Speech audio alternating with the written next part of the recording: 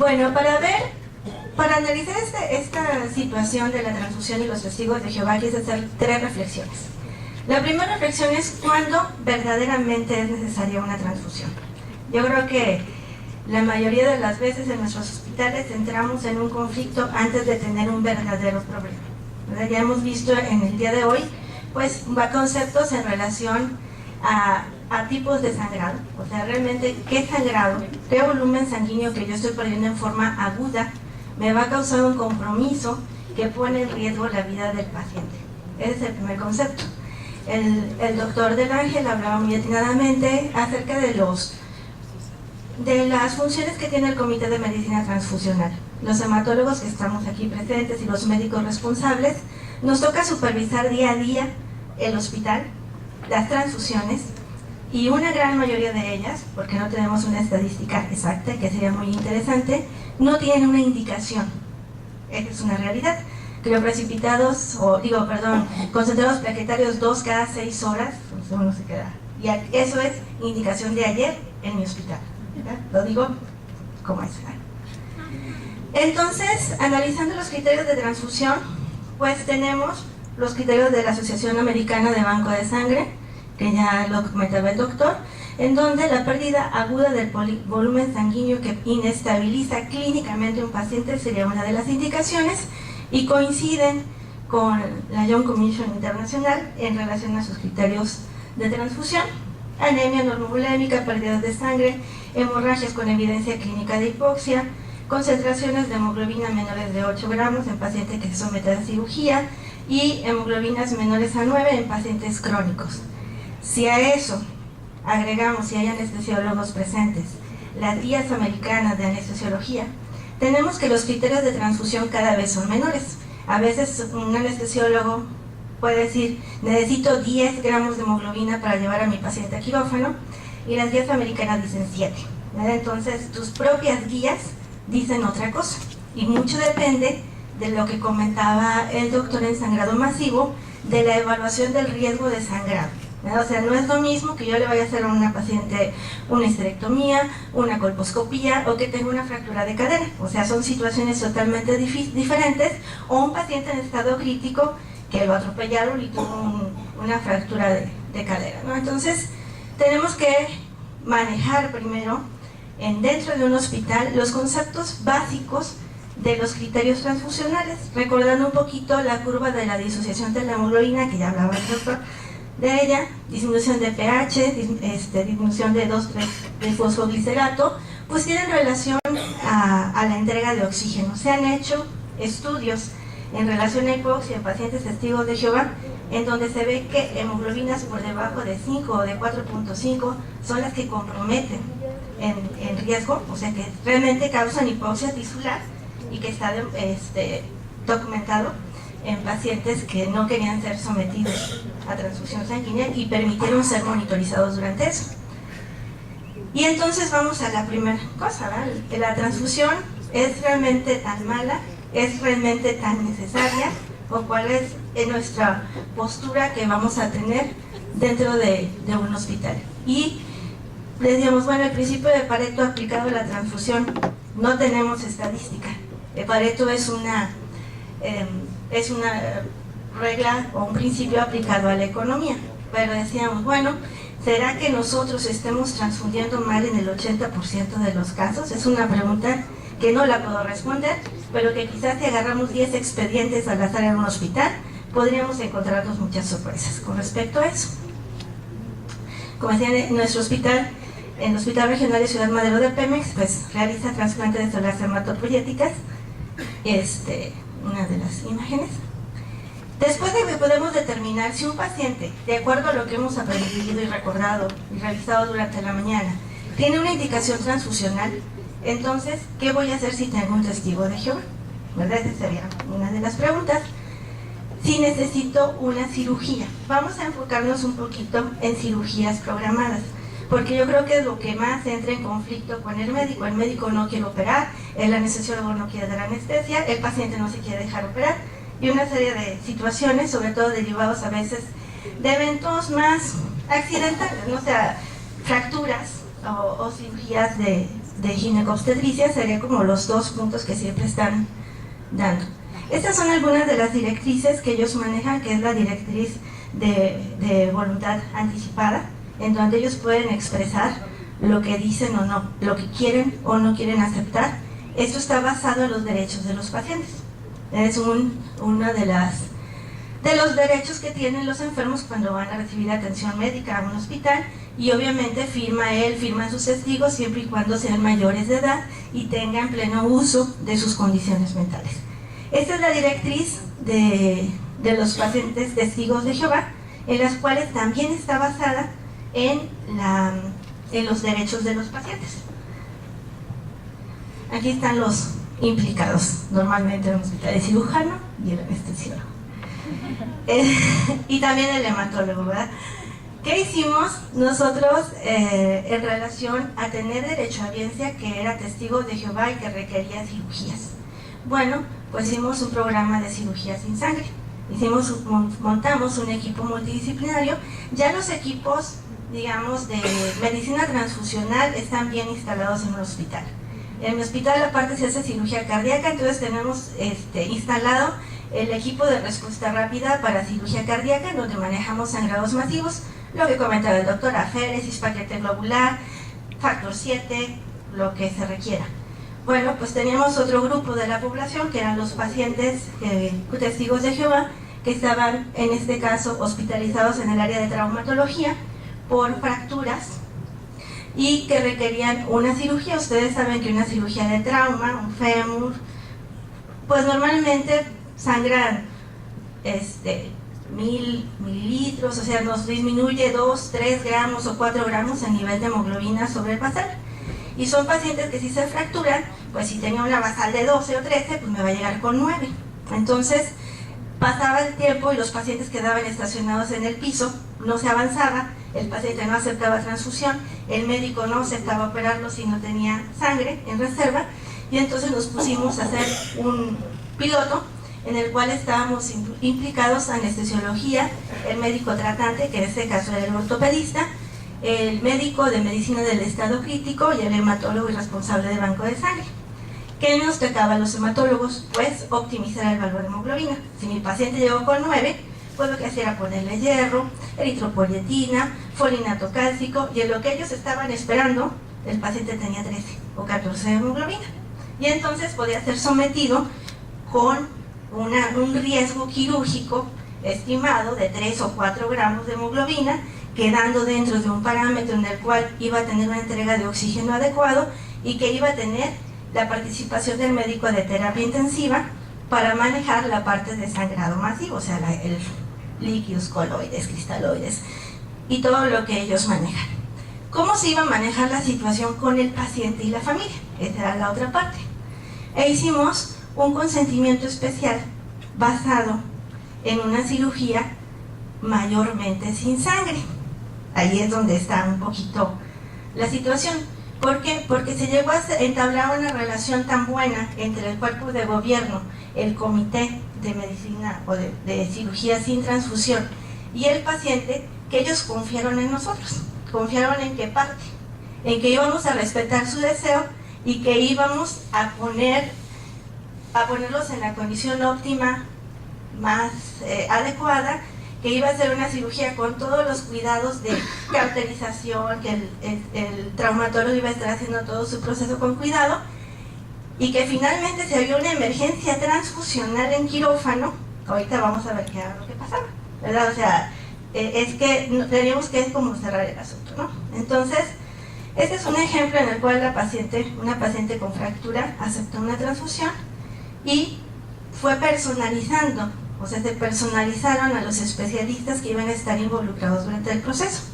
El traumatólogo, el anestesiólogo, el hematólogo y los médicos de medicina crítica, que están aquí. Y que íbamos a monitorizar. Yo tenía la función de ponerla en condiciones óptimas. Era una mujer joven, 40 y tantos años, fractura de cadera por un accidente automovilístico. Había llegado con 9 de hemoglobina. La llevamos a 13.5 y fue realizada su cirugía. Es otra imagen de la unidad de trasplante. Y pues sería así como nosotros tenemos que especificar el tipo de fractura, las condiciones del tejido, el plan quirúrgico, las complicaciones potenciales inherentes a la cirugía practicada, la capacidad de regeneración, una serie de explicaciones que se comentaron en persona. Si alguien gusta, luego se los puedo compartir para que lo puedan tener. Y bueno, firmaba tanto la paciente, sus testigos y el equipo multidisciplinario que incluye al director del hospital. Entonces, esta es la base de todo, ¿no? Así como trabajamos en equipo para la medicina transfusional, como trabajamos en equipo para el sangrado masivo, pues también empezamos a trabajar en equipo para tratar de ofrecer estas soluciones a un grupo de pacientes en especial que no los podemos olvidar y que finalmente en mi institución pues es derechohabiente. En un lugar privado pues uno puede tener la facilidad de aceptar o no aceptar la atención de un enfermo. Y después viene la otra pregunta, ¿qué pasa si realmente el paciente va a requerir una transfusión y está en peligro su vida? Entonces empezamos del macromundo, en donde decir, pero ¿la indicación fue correcta? ¿Sí o no? Después, bueno, si lo tengo que operar y aunque tenga anemia, lo voy a optimizar. Ahora, lo paso a quirófano y me sangró. Tiene un accidente quirúrgico y que es válido porque cualquier paciente que se somete a una cirugía está en ese riesgo. ¿Qué va a pasar? Y entonces nos pusimos a revisar. Obviamente, cuando nosotros hicimos el consentimiento informado para cirugía sin transfusión, nosotros ya teníamos la consultoría de lo que serían pues, los servicios legales de Petróleos Mexicanos, en donde nos podía decir ellos el alcance, o sea, hasta dónde tú sí te estás comprometiendo y aquí están los puntos que tú vas a cubrir y hasta dónde pues, la ley entra, porque esa es otra cosa. Por un lado, vamos a ver que los derechos de los niños, pues el derecho tiene derecho a la vida, el niño, y también tiene derecho a la salud, dentro de sus derechos fundamentales. La Carta del Derecho de los Pacientes, decidir libremente su atención médica, otorgar o no su consentimiento informado, contar con la facilidad para obtener una segunda opinión y recibir la atención médica en caso de urgencia. Pero también están mi equipo, mi técnico aferesista y mi enfermera internacional.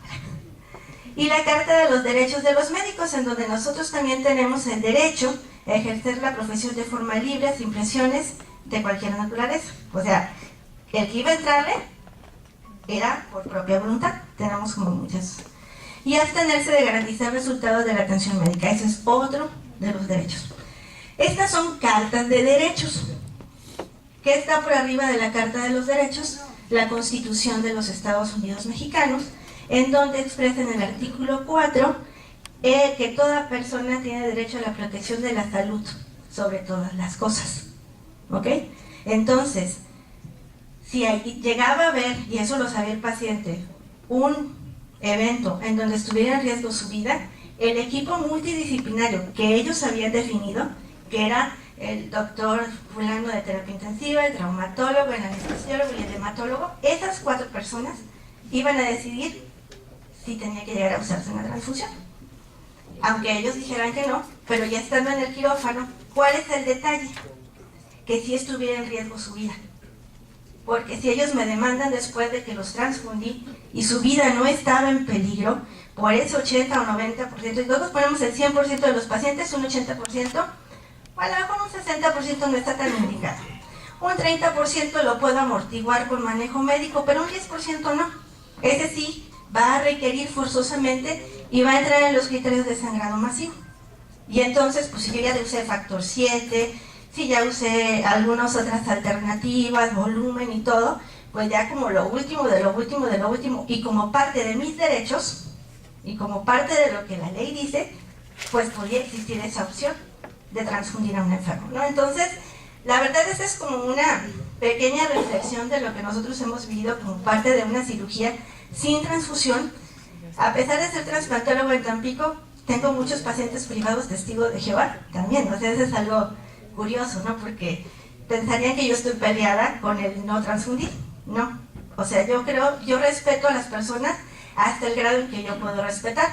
Cuando ya implica una violación de mis derechos o una violación a la ley, entonces sí, con permiso, yo me retiro. ¿Cuál sería un caso especial? Los menores de edad, ¿verdad? O sea, yo creo que Un adulto sí está en la capacidad de decidir y hacer su declaratoria de directriz de voluntad anticipada, pero no ocurre lo mismo con un menor de edad, con una leucemia aguda o con un accidente, ¿verdad? Entonces ahí son situaciones diferentes en donde el médico que se ve involucrado en una situación similar, pues lo que le vas a hacer llevar una solución mucho más fácil es conocer todo esto.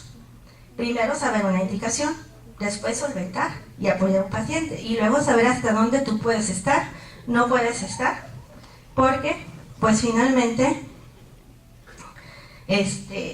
luego nos andan acusando, que hasta en mi hospital también ganó, presumo, ¿verdad?, el Premio Nacional de Calidad nivel Institutos Nacionales en el 2013. Entonces todos estos programas, de hecho el de trasplante fue uno de los que estuvimos presentando para ello. ¿Por qué? Porque luego cuando las cosas no salen bien nos acusan de todo esto, ¿no? Homicidio, ¿verdad?, el delito que consiste este párrafo en la acción o omisión mediante la cual se priva de la vida a una persona. Nosotros podemos omitir y entonces caer en un delito. Las familias no siempre están de acuerdo, ¿verdad?, y sobre todo cuando el paciente es un menor de edad. Cuando yo creo que han sido mayores de edad, no hay tanto problema. Y la eutanasia, esta definición resalta la intención de un acto médico en querer provocar voluntariamente la muerte de otro, ¿verdad? Entonces, y que también puede ser por omisión. Si yo dejo de hacer algo, también puedo contribuir a que una persona muera. ¿Hasta dónde es el límite entre lo que yo quiero hacer, entre lo que me está permitido hacer y entre lo que el paciente? Pues es el arte de la medicina. Finalmente, no hay una receta de cocina.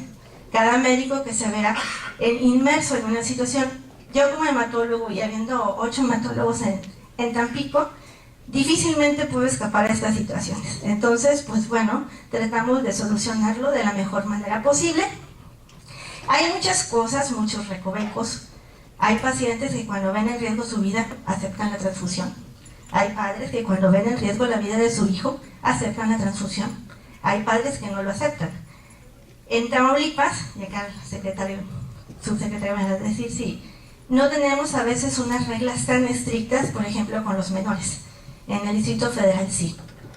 Maltrato, abandono o cosas que pongan en riesgo la vida, los menores sean retirados por el DIF bajo custodia del Estado para que pudieran recibir su tratamiento. Estuve en varias instituciones pediátricas y se lleva a juicios en donde un juez es el que va a decidir por la solución. O sea, no es algo que nosotros podamos a lo mejor decidir directamente, sino tener conocimiento y tener conocimiento de los alcances. Por eso esta es una plática más reflexiva que de teórica, ¿verdad? Porque yo creo que lo teórico, si tengo taquicardia, si tengo anemia, si se está sangrando, pues ponle antifibrinolíticos, ponle liofilizados, ponle lo que tenga, ¿no?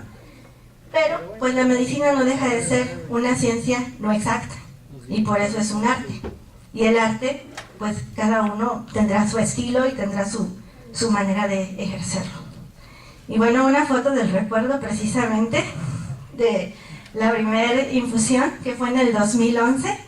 Vamos lentos, pero ahorita llevamos 22 trasplantes, entonces ahí vamos produciendo y estamos haciendo también halogénicos. Entonces llevamos como 11 halogénicos. Y bueno, creo que esta sería toda. Esta es la última, una foto de mi querido banco de sangre del Hospital Regional de Ciudad Madero, en donde el personal tiene bien puesta la camiseta. Yo creo que ese es el mensaje de este tipo de eventos, en donde podamos intercambiar experiencias. Algo de mis muchachos es que han sido un crecimiento continuo y eso es algo de lo que estoy muy orgullosa, y pues muchas gracias por la invitación. Gracias por su atención. Gracias.